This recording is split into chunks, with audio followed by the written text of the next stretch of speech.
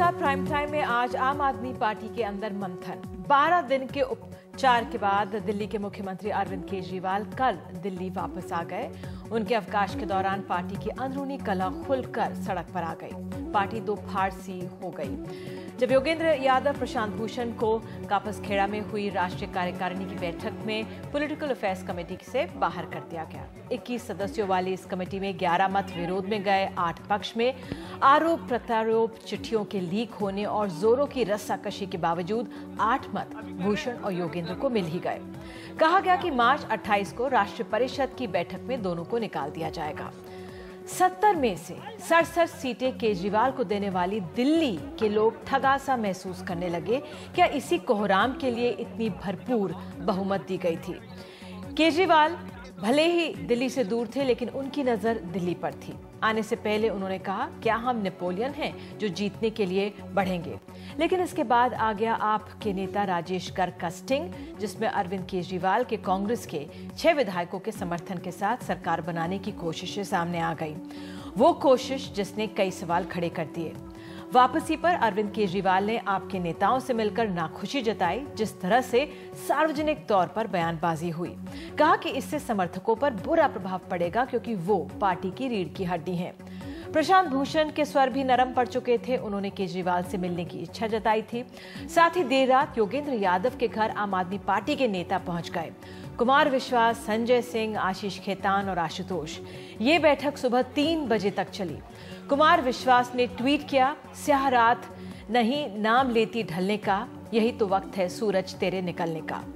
सुबह योगेंद्र यादव ने कहा, समुद्र मंथन में अमृत निकलेगा, बातचीत की शुरुआत अच्छी है। प्रशांत भूषण ने आज सुबह बताया कि मुख्यमंत्री ने मैसेज भेजा है कि फिलहाल व्यस्त है, लेकिन जल्द मिलेंगे। हालांकि प्रशांत भूषण ने आशीष खेतान से मिलने से मना कर दिया। तो क्या प्रशांत भूषण और योगेंद्र को बाहर का रास्ता अब नहीं दिखाया जाएगा?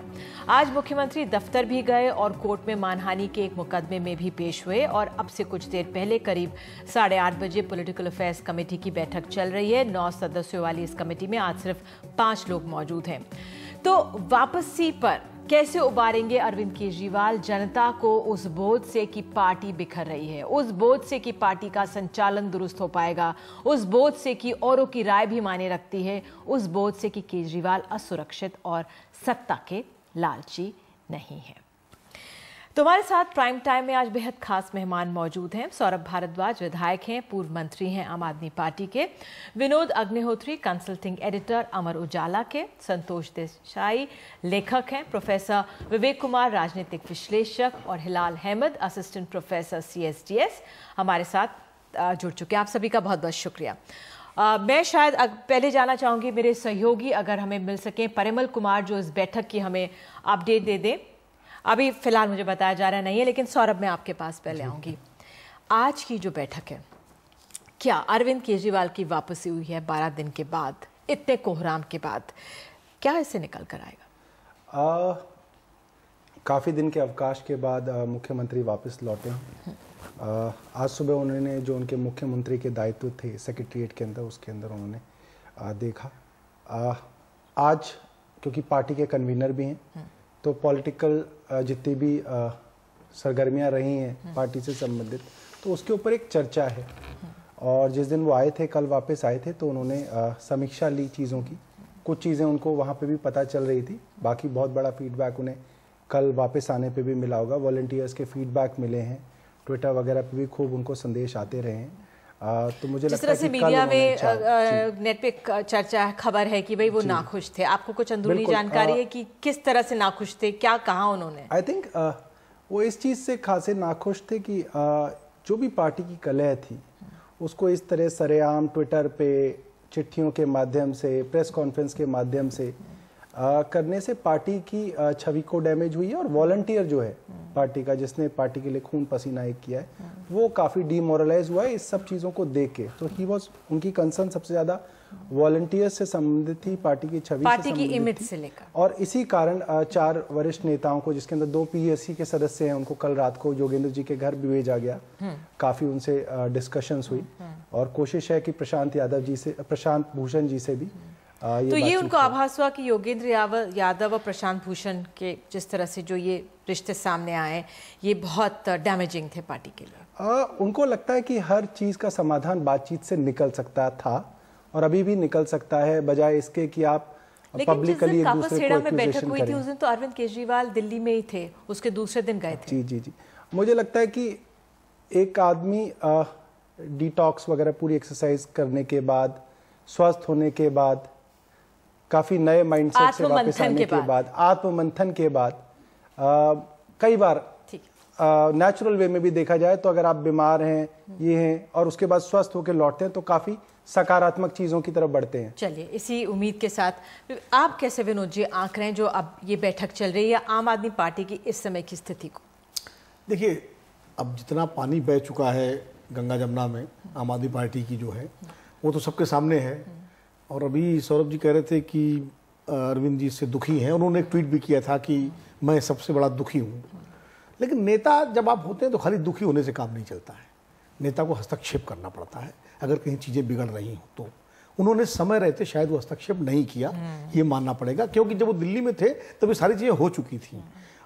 योगेंद्र यादव और का सारा बयान और उसके बाद बहुत सारी चीज़ें हो चुकी थी, उस इतिहास में नहीं जाना चाहूँगा। लेकिन उसके बाद वो चले गए अपने इलाज के लिए, निश्चित रूप से उसके बाद बहुत कुछ घटा। अब जब वो लौट के आए हैं तो ये मैं मानता हूँ, मैं सौरभ की बात से सहमत हूँ कि अब चूँकि काफ़ी शांत चित्त होकर, दत्त चित्त होकर उन्होंने वहाँ पर सोचा होगा और लगातार वो संपर्क में मनीष के थे ही, खुद उन्होंने कहा कि मनीष से मैं बातचीत करता रहता था, तो बहुत सारी चीज़ें उन्होंने पता लगी होंगी। तो आकर के हो सकता है अब वो एक पहल कर रहे हैं कि दोबारा एक रिकन्सिलेशन हो उन नेताओं के बीच में, इसीलिए इन 4 लोगों को योगेंद्र यादव के पास भेजा गया। लेकिन एक बड़ा पुराना दोहा है कि रईमन धागा प्रेम का मत तोड़ो चटकाए, टूटे थे फिर ना जुड़े, जुड़े गांठ पड़ जाए। तो गांठ तो ऐसी पड़ गई है कि अब वो गांठ कैसे खुलेगी या कैसे खत्म होगी, ये बहुत बड़ा प्रश्न है। और आंदोलन जब राजनीति बनता है तो इस तरह की गांठें पड़ जाती हैं और ये इतिहास में हुआ है। ये आम आदमी पार्टी कोई नई नहीं है, जनता पार्टी जेपी मूवमेंट से निकली आंदोलन से, उसके बाद क्या हुआ सबके सामने है। विश्वनाथ प्रताप सिंह, लेकिन सर जिस तरह से कहा जाता है कि राजनीति में कोई परमानेंट फ्रेंड्स या एनिमीज नहीं होते, इसी बात को आगे बढ़ाते हैं। आपने सर संतोष, आपने एक आर्टिकल लिखा और उसकी जो पहली लाइन है, incomprehension mixed with deep sense of disappointment. और शायद दिल्ली में तमाम लोगों को, क्योंकि 70 में से जब 67 सीटें किसी को दी जाती हैं तो बहुत एक्सपेक्टेशंस होती हैं, और जिस तरह से ये चीज़ें हुई शायद लोग सकते में थे, शॉक थे कि ये हो क्या रहा है, क्या वाकई में ये जो नेता हैं इतने पढ़े लिखे हैं, इनमें इतनी गहराई है विचारों की, क्यों इस तरह से हुआ? आपकी नज़र से क्या?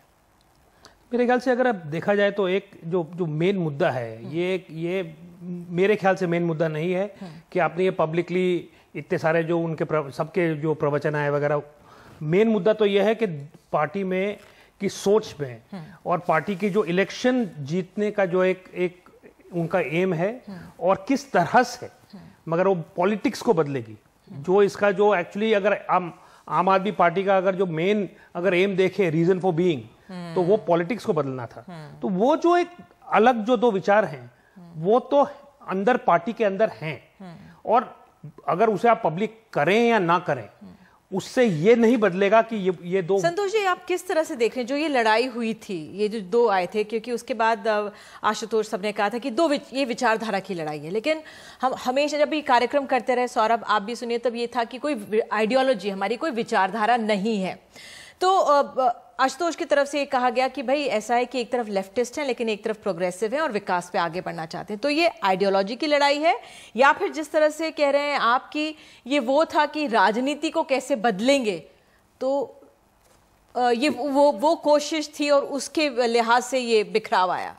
मेरे ख्याल से आइडियोलॉजी अगर आप उसे ट्रेडिशनल टर्म्स में देखें तो शायद वो मुद्दा यहाँ नहीं था।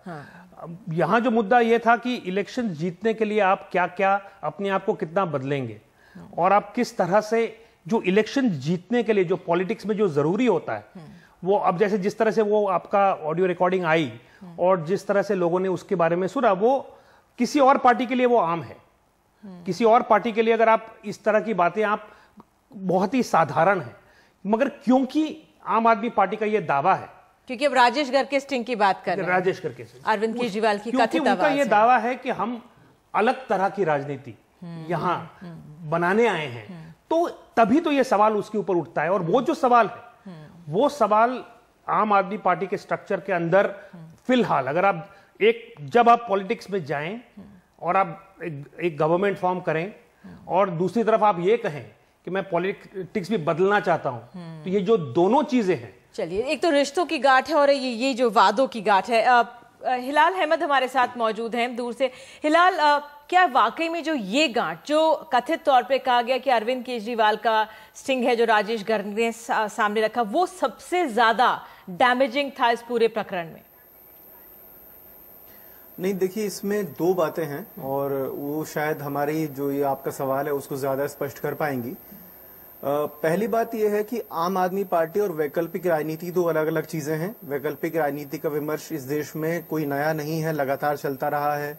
गैर परंपरागत ऐसे आंदोलन जो कि अपने आप को राजनीतिक दलों से दूर रखते थे, उन्होंने आम आदमी पार्टी के अंदर एक उम्मीद देखी और वो जुड़ते चले गए। और जब आम आदमी पार्टी ने वैकल्पिक राजनीति की बात करना शुरू किया तो पार्टी की संरचना कैसी होगी इस पर भी बहुत मंथन हुआ था। अब सवाल यह है कि अभी बातचीत में कहा गया और अब उनको कहा जाने लगा है मुख्यमंत्री, तो ये शब्दावली जिस तरह से परंपरागत राजनीतिक दलों की आ रही है उससे मुझे नहीं लगता कि आम आदमी पार्टी और किसी अन्य दल में बहुत ज्यादा अंतर है। तो जिस तरह और राजनीतिक दलों में होता है वैसे यहां भी होता है। तो जो वैकल्पिक राजनीति का विमर्श है, अगर ये उस राजनीति को छोड़ रहे हैं और इस तरह की बैठकें, मैं इसमें मेरी कतई रुचि नहीं है कि योगेंद्र यादव, प्रशांत भूषण और अरविंद केजरीवाल के धड़े क्या कहते हैं और वो किन में उनके अंदर एकता है, किन में उनमें विरोधाभास है।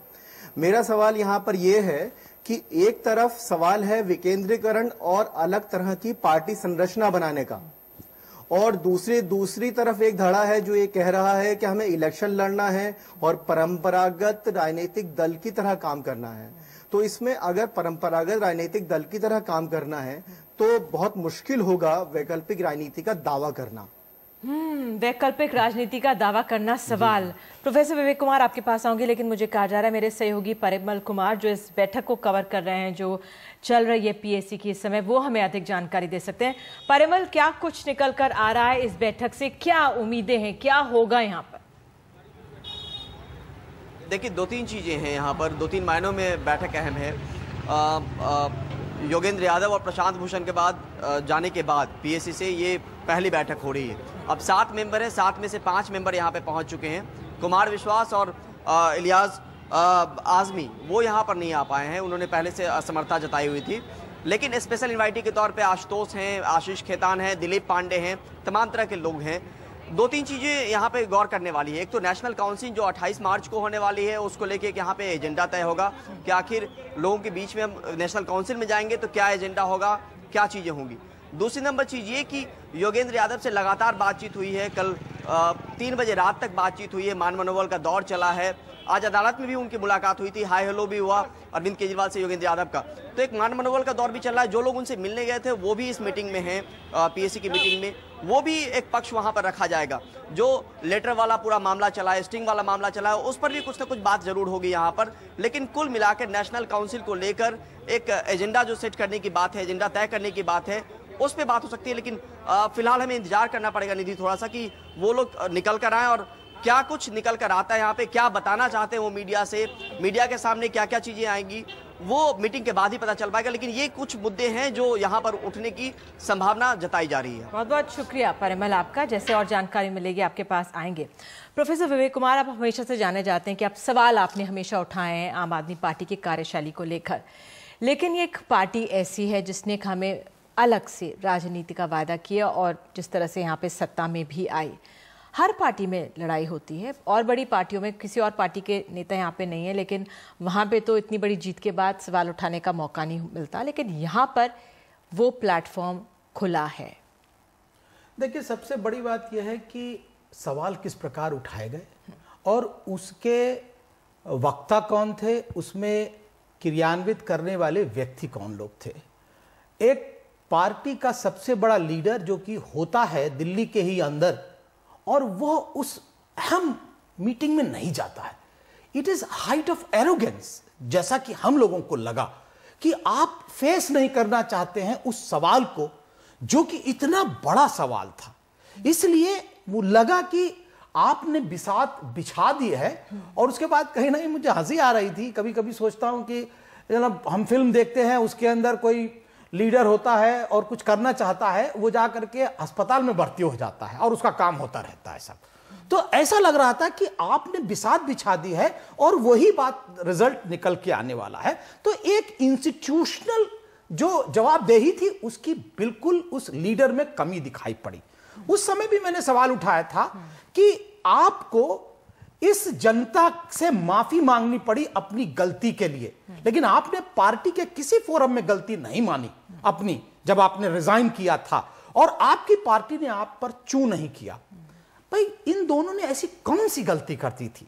जनता की बात करते हैं, वो लेटर जनता ही में गया था, तो ऐसी कौन सी गलती कर दी जो उनको माफी नहीं दी जा सकती थी? अगर उनसे ये हो भी गई, जिस तरह से अभी हम बात सबसे चर्चा कर, अगर ये गलती हो भी गई कि वो वहां पे मौजूद थे और जिस तरह से विनोद ने कहा कि सही समय रहते उन्होंने हस्तक्षेप नहीं किया, वो यहाँ पर मौजूद थे, लेकिन उसके बाद तो अब आकर उन्होंने बदलाव किया है, अब तो एक हाथ बढ़ाया है, तो गलती यही बात जो है मुझे लग रही है कि यही बात वैकल्पिक राजनीति देने वालों की हार है।